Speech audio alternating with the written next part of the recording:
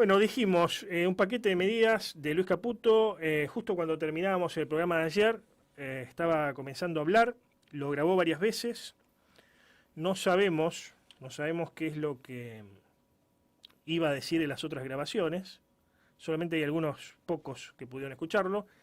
No es un buen orador, Caputo, no es el fuerte, pero bueno, no nos interesa que sean buenos oradores, a menos a mí, ¿no? Mientras hagan las cosas bien, después si saben hablar, no saben hablar.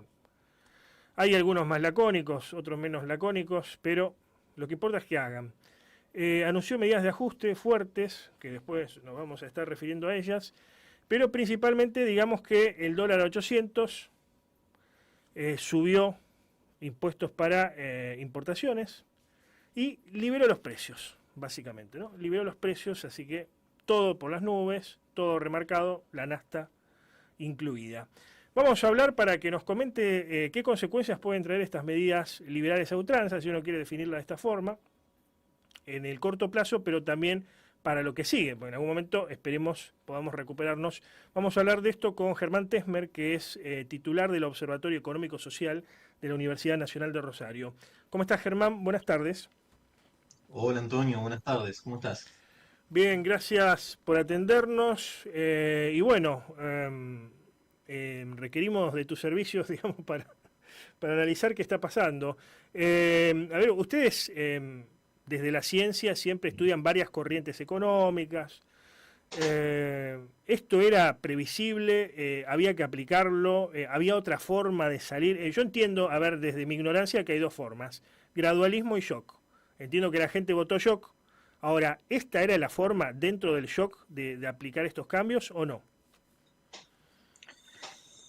A ver, tu pregunta tiene dos cosas, que es cuál es el diagnóstico previo y cuál es la medida a tomar. Porque muchas veces uno puede conseguir en el diagnóstico y no en identificar el problema, y la solución puede tener matices, o no ver el problema y por lo tanto la solución puede ser otra cosa. ¿Por qué digo esto? Porque dependiendo de las preferencias que tenga cada uno de los oyentes, políticas, por Ujú. ejemplo, hay cierto sector más favorable al oficialismo saliente que eh, no está viendo el problema, y hay otro sector de la población, digo, por generalizar mucho, ¿sí? Que Ujú. está viendo un problema que ha sido un poco exagerado, sobre todo en el discurso que brinda Milei hacia la calle, ¿no? Al Congreso, ¿no? Ujú. Problemas había, ¿sí? Y ese problema se viene acumulando. Yo te diría, la última vez que se habló en términos serios de hacer un ajuste macro, de una estabilización macro, yo no sé si vos te acordás, Antonio, la famosa sintonía fina de Cristina. Ujú. Sí, sí. Bueno, esa fue la última vez que hubo un discurso de corrección de desequilibrios macroeconómicos en Argentina, discurso. Y hubo algunas que otras medidas en el gobierno de Macri que fracasaron rotundamente cuando se apedreó el Congreso. O sea, venimos acumulando desequilibrios y problemas a lo largo casi de una década, si no me equivoco, si los números no me están saliendo mal, pero ya estamos hablando de más de una década. Ujú. De manera que a medida que vas acumulando ese tipo de desequilibrios y la competitividad del país sigue cayendo, los márgenes de maniobra empiezan a ser cada vez más estrechos. Gente mucho mejor formada e informada que yo, economistas de mejor renombre como Marina del Poyeto, decían: No está quedando mucho margen para hacer otra corrección que no sea shock, entre gradualismo y shock. Digo, el problema existe, digo, porque insisto, hay un sector de la población, que posiblemente sean algunos de tus oyentes también, Ujú. que no están viendo esto. El problema existía. Y a medida que vas suponete que tenés, a ver, vamos a una metáfora más, doña Rosa, más médica. Suponete que vos tenés un problema médico y lo tenés que atacar. Entonces te dicen, tomá ibuprofeno. Pero el ibuprofeno me rompe la panza. Entonces seguís tomando ibuprofeno y después tomás alguna enzima para protegerte la panza. Y eso te genera un efecto secundario y vas tapando, vas paracheando, pero seguís teniendo el problema de base y además fuiste generando un montón de problemas en el camino. Ujú. Bueno, esa era la situación. Esto que decís es interesante, ¿no? Porque además analiza el problema saliendo de lo coyuntural y del Boca River, ¿no? Tan argentino y de la chicana. ¿Se podría decir que los problemas de estancamiento que ahora reconoce Milei como parte de lo que viene o de lo que tenemos de esta inflación, podemos decir que los problemas de estancamiento comienzan durante el kirchnerismo? de la economía. A ver, yo creo que, a ver, eh, yo creo que Néstor tiene un gobierno bueno, bueno dentro de lo que son los presidentes de la democracia, ¿sí? Sí, Ujú. sí, sí. O sea, no es muy bueno. Lo que pasa es que los 83 para presidentes de la acá, democracia sí, no sí. han sido buenos en materia Sí, económica, ¿no? del 83 para acá. Sí, sí, se entendió, se Claro, entendió. económicamente, consistentemente la economía viene fallando. Digo, el Ujú, último gran programa de desarrollo, vos lo dijiste, fue con Frondizi. ujú. O sea, consistentemente hay una falla de los gobiernos. Yo creo que el de Néstor tuvo algunos aspectos positivos.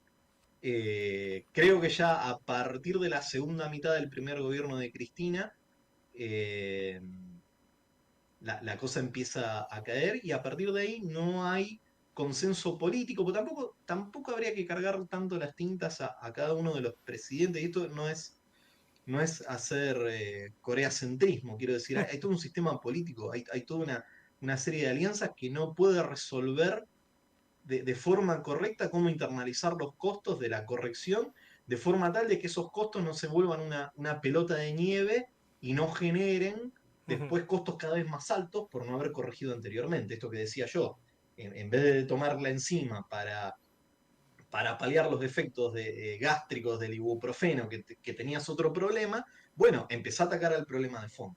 Digo, si eso lo seguís pateando, Ahora votó la gente ajuste, ¿no? Bien, es más, vivó el ajuste días pasados, la asunción de es Milei. raro, Antonio, decir que la gente votó.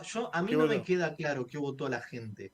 ¿Por qué? Porque yo vivo en mi burbuja y yo veo las cosas a través de mis lentes de yo no puedo ignorar quién soy y que me formé y que doy clase en la facultad y que la mayoría de la gente con la que me junto habla de esto. Ahora, la gente votó justo, no tengo idea qué votó la gente. A mí Ujú, no, cuando salgo de mi burbuja y le pregunto a mi kiosquero amigo, a mi carnicero amigo, a mi verdulero amigo, a mi amigo que vende, que hace distribución de comercio, no sé, de venta de productos para el pelo en las distintas peluquerías de Rosario, no me queda claro que la gente haya votado a Ajuste. Votó, es un voto muy emocional, eso es clarísimo. ujú. Es clarísimo, digo, porque nuestro país tiene una larga historia de problemas económicos. Si vos le preguntás a la mayoría de la gente qué es un bono, no te va a poder contestar. Y la verdad que hemos tenido problemas de ese estilo a lo largo de los últimos 40 años. Entonces, si algo tan sencillo como la definición de un bono, Ujú. vos no lo encontrás, no lo palpás por fuera de la burbuja de donde te moves, lo que votó la gente es algo muy emocional. Un cansancio hacia lo anterior, un gobierno que el anterior, guste o no, la verdad que la performance del gobierno anterior fue mala, sobre todo la del último año, sobre todo en economía. Ujú. Esto en la última Sí, sí, sí, sí. entrevista que hiciste, eso había quedado claro. Ahora, a ver, se dispararon todos los precios, etcétera. El diagnóstico de que la cosa no estaba bien. Llega Milei. Sí, La única forma era hacer esto, digamos, transferir sectores de los más pobres a los más acomodados, o se podía haber implementado otra forma dentro de lo extremo, si uno quiere, no gradual, porque entiendo que esta gente adhiere a lo extremo, por no decir ajuste profundo, pero dentro de esto, de lo extremo, ¿se podía haber aplicado otra fórmula que no sea esta, la de una transferencia de recursos fenomenal como estamos viendo? sí, a ver, hay matices, no creo que sean muchos. Por ejemplo, uno podría haber sido un régimen de tipo de cambio desdoblado, en el cual, por ejemplo, vos le das un tipo de cambio distinto a los exportadores, pero adentro de la economía mantenés otro tipo de cambio. Ujú, Podrían haber habido medidas, vos decías esto es una devaluación de corte liberal, yo diría más bien es una evaluación de tipo ortodoxa, es decir, es todo vía mercado y no hay ningún tipo de mecanismo de sostén que uno podría denominar de tipo heterodoxo, mm, como por ejemplo un control de precios en algunos bienes, sobre todo alimentos que afectan a la canasta básica. bien. Dicho esto, hoy justo venía hablando con otro amigo economista, que hablábamos sobre si hubiese habido otra solución. Digo, a ver, yo con gradualismo, eso creo que está más que claro. A ver, hay dos cosas antes de seguir con esta charla que tendrían que quedar claras. El problema existe y shock y gradualismo era shock. Ahora, dentro del shock hay matices. Eh, ¿A qué apuntan esos matices? A que cuando vos haces una devaluación o en todo caso correctamente una depreciación de la moneda, lo que haces es moves un solo precio, que es el precio interno contra la divisa, el tipo de cambio. Ujú. Y empieza una carrera contratiempo a ver si eso se traslada a precio o no. ¿Sí? Si no se traslada a precio, generaste un incentivo a ciertos sectores, generaste un incentivo a la oferta, es decir, a que algunas empresas puedan producir, sobre todo aquellas empresas que tienen capacidad exportadora, porque aquellas empresas que dependen de importación, obviamente, aumentaste el precio de sus insumos porque aumentaste el dólar. Pero tenés un problema enorme de reservas, porque las reservas están negativas, tenés que reconstituir las reservas de forma genuina, no pidiendo crédito, sino de forma genuina. De forma genuina quiere decir produciendo. Entonces, en ese sentido, estás dando un incentivo muy claro a quien exporte, produzca y exporte para la reconstitución de esas divisas. Ujú. Eso es la parte de incentivo. Ahora, ¿cómo pega eso en el resto de la sociedad? Que al aumentar ese precio que te mueve todos los precios, hay un riesgo de que se te traslade a la canasta básica y que en pocos meses el efecto de la devaluación sea devastador, mate el incentivo que quisiste dar y al mismo tiempo pulverice, licúe los salarios. ¿Hay otra forma? Sí, hay otra forma. Por ejemplo, un control de precio en determinados bienes. Por ejemplo, un régimen de tipos de cambio, ¿cómo se llama? Paralelos, duplicados, lo que sea, o Ujú. sea, diferenciales en definitiva. Bien, Eh, pensando ya en el futuro, finalmente, ¿cuántos son los meses que va a durar este sufrimiento, digamos? ¿Seis Esa meses? es la pregunta del millón. Vos ¿12 Antonio, siempre meses? haces preguntas que son imposibles de responder. A Seis, ver, 6 meses, 12 meses? Porque uno piensa lo de Menem y se acuerda de Cavallo, pero antes de Cavallo hubo otra gente, otros economistas que no tuvieron buena suerte en equilibrar la nave, ¿no? En llevarla a flote.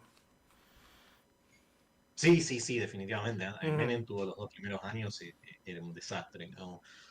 A ver, pero pensemos en algo más cercano. Digo, la última devaluación, la de Massa, la pospaso, la que dijo que la obligó el FMI, eh, generalmente antes de esa devaluación, los, la devaluación, el traslado a precio tenía un rezago de entre 3 a 6 meses. Antes de la pospaso, en la pospaso fue en menos de 3 meses ya se había trasladado inmediatamente a precio. Con lo cual, la pregunta que tenés que hacer es, digo, depende de las circunstancias. ¿Cuáles son las circunstancias? ¿Cuáles son los mecanismos de transmisión monetaria a precio? Ujú. ¿Sí? Entonces, si vos pensás la devaluación, no sé, la de enero-mayo 2002, la de Remes, la que sube de 1 a 3 el tipo de cambio, no hubo un traslado, digo, tuviste una devaluación, si no me equivoco, 233 a los 6 meses del traslado era el 148. Solo que se llama una devaluación exitosa en un país que estaba pulverizado y que allá aceptaba cualquier cosa. La de Massa fue todo lo contrario, no solamente se trasladó, sino que el efecto inflacionario fue mayor. ¿Cuál es la diferencia entre estas dos situaciones? La de Remes, que es la paradigmática, fue la última gran devaluación, fue muy alta, fue de 233, mucho más alta que esta, y la de Massa, que fue del 21 y se te trasladó más allá del 21 en poco tiempo. Las Ujú. condiciones en las cuales operaba la economía. ¿Sí? En 2001 tenías altísimo desempleo, una economía que no estaba indexada y la inflación además era baja. Y ahora tenés una inflación alta, una economía indexada. No sé si todo el público conoce el término de indexación, pero si no lo conoce teóricamente, lo vive y lo busca hacer, es decir, atar los salarios a algo que evolucione parecido o los precios, a algo que evolucione parecido a la inflación, a los fines de no poder, a los fines de no perder poder adquisitivo. Entonces, ¿tenemos una economía indexada? Sí, o sea, bienes de largo plazo, propiedad, incluso autos, están en dólares, está indexada al precio del dólar. Bien. Contratos de largo plazo están indexados, etc. ¿Tenemos desempleo? No, tenemos empleo de muy baja calidad, o sea, pero empleo al fin, pero de muy baja calidad. Digo, ¿por qué hago esta aclaración dos veces? Porque es muy discutible, porque tenés casi, no, casi no, tenés más empleo informal que formal y además Bien. con bajo nivel adquisitivo. Entonces, Bien, va quedando esos claro. Sí, mecanismos sí. de transmisión están. Con esto cierro porque sé que el tiempo es tirano, pero a veces Ujú. requiere explicación. ¿Qué es lo que está haciendo este plan que es ultra ortodoxo? Mata actividad. ¿sí? Porque si vos recortás parte de la actividad del sector público y al mismo tiempo subís mucho el precio del tipo de cambio, en gran parte mata actividad. Va a recesión, por eso decían, vamos a entrar en esta inflación. Inflación con mayor desempleo, digo, porque si matás la actividad va a aparecer el desempleo, claramente, o se van a perjudicar tanto los salarios que en términos del bolsillo de cada uno de los hogares va a ser lo mismo. Con lo cual, si vos cortás el mecanismo de transmisión, que es matando actividad, puede ser que esta devaluación no se te traslade a precios. Obviamente, esta es la explicación económica. El problema es si esto aguanta en términos sociales. Bien. Te agradezco el contacto, Germán. Un gusto como siempre, Antonio. Adiós.